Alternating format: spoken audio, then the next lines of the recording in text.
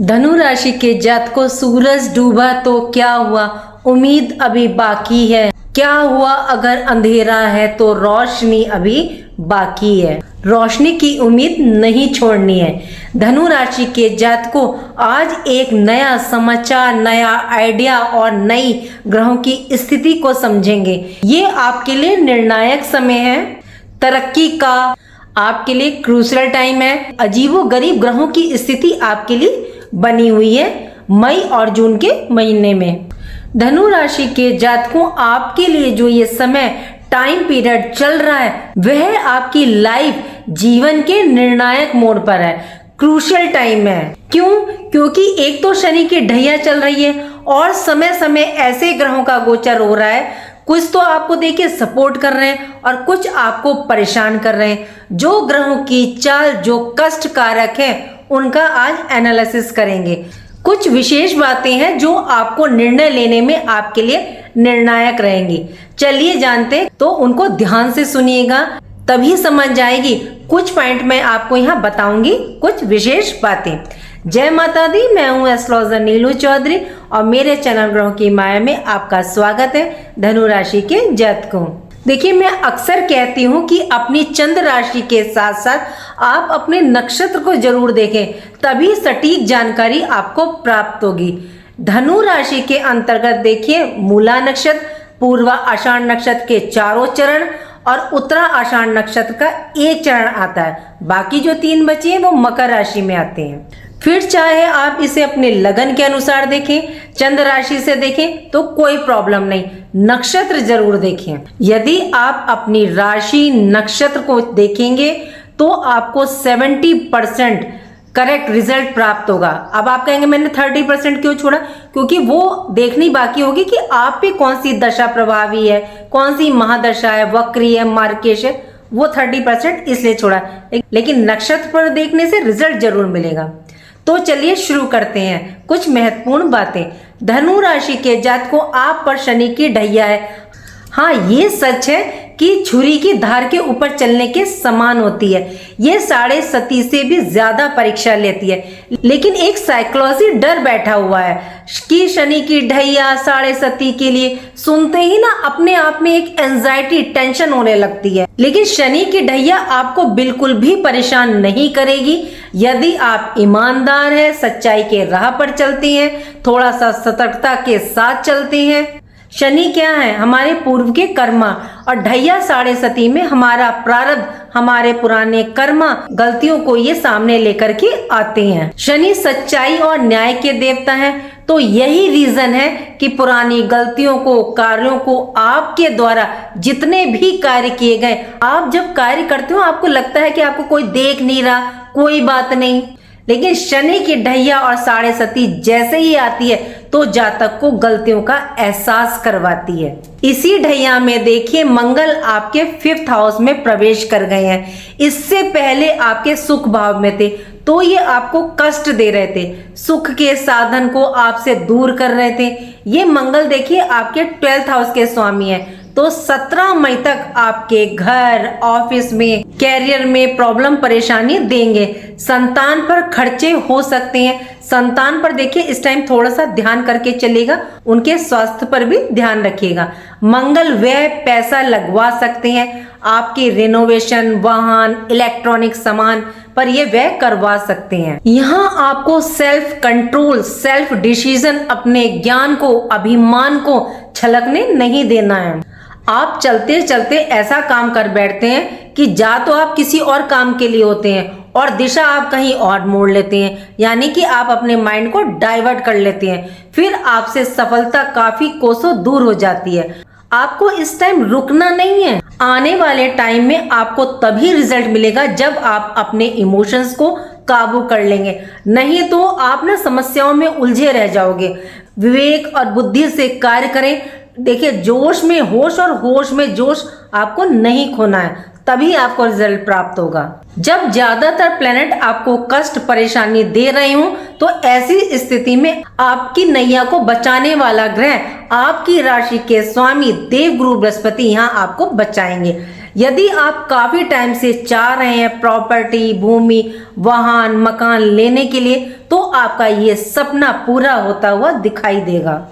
आपकी राशि के स्वामी गुरु जब उच्च अवस्था में आएंगे 12 साल के बाद, तो इनकी दृष्टि आपके 4th हाउस पर शनि पर पड़ेगी, तो उसकी ढैया को ये बैलेंस न्यूट्रलाइज करने के लिए गुरु की अमृत दृष्टि देखिए काफी है। आपके अंदर ये डर, एंजाइटी, टेंशन को दूर करेंगे।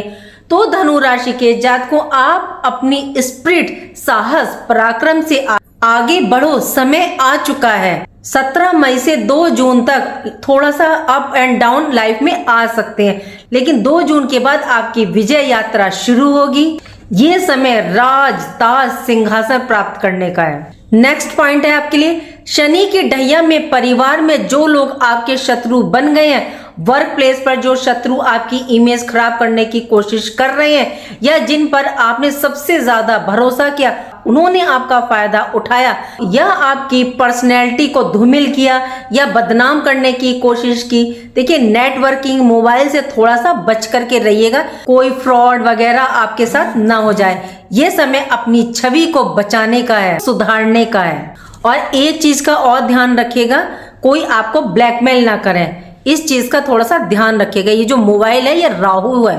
देखिए, जो फीमेल लेडीज होती हैं, वो ससुराल में काफी कुछ करती हैं, अपना पूरा श्रेय देती हैं, अपना समय देती हैं, फिर भी उनको सम्मान नहीं प्राप्त होता। तो ये समय उनके लिए सम्मान प्राप्ति का समय है। एफर्ट्स डालिए, आपको सम्मान प्राप्त होगा।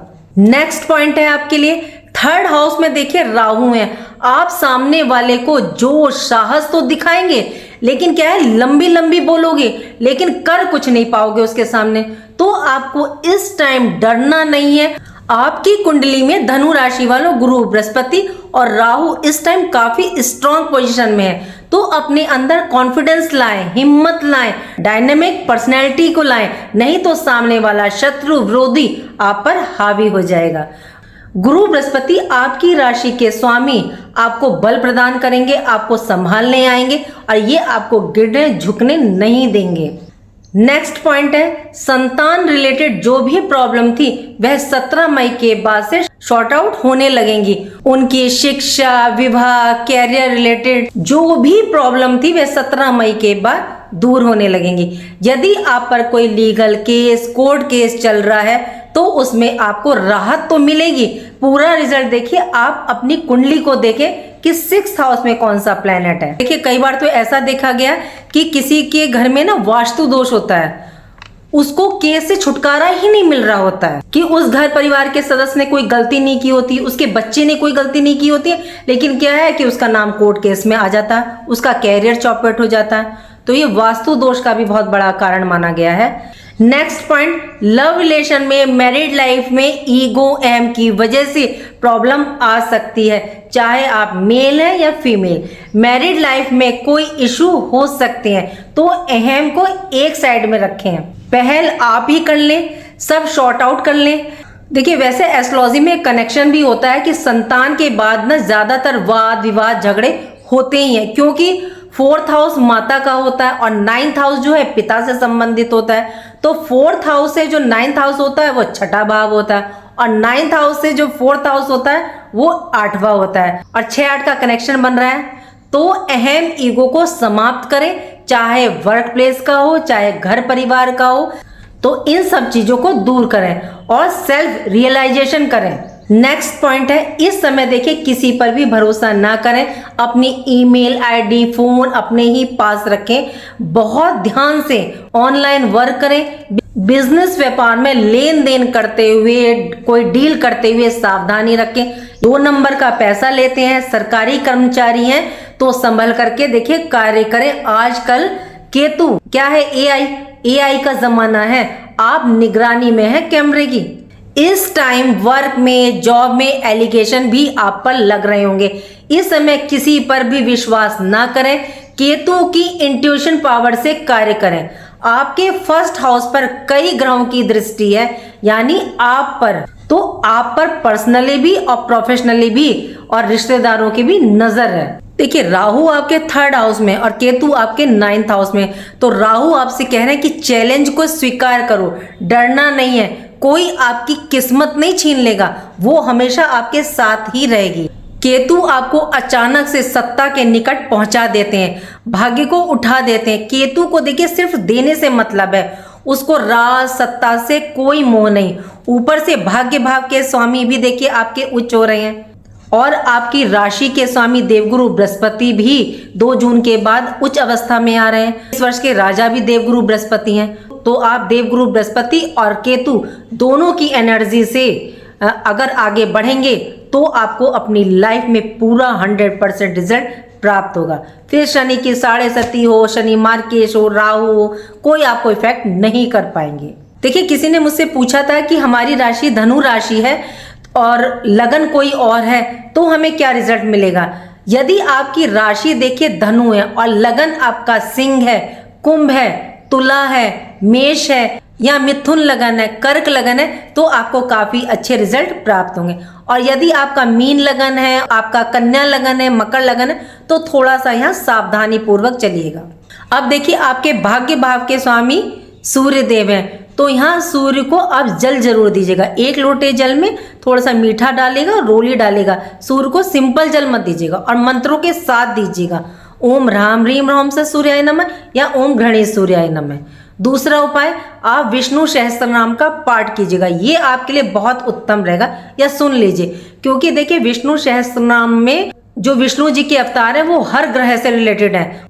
उनका वामन अवतार देवगुरु बृहस्पति से रिलेटेड है, उनका वारा अवतार राहु से है, मत्स्य अवतार केतु से है, कुर्मा अवतार उनका शनि देव से है। जब आप विष्णु सहस्त्र नाम का जाप करेंगे तो सारे ग्रह आपके शांत हो जाएंगे। उम्मीद करती हूँ कि जो जानकारी मैंने दी वो आपको पसंद आई होगी। पसंद आई है तो लाइक कीजिएगा, कमेंट बॉक्स में हर हर महादेव लिखिए और मेरे चैनल ग्रहों की माया को सब्सक्राइब कीजिए। यदि आप चैनल पर नए हैं तो प्लीज़ चैनल को लाइक करें, सब्सक्राइब करें और कमेंट बॉक्स में हर हर महादेव लिखिए। राधे राधे, जय माँ बाबा।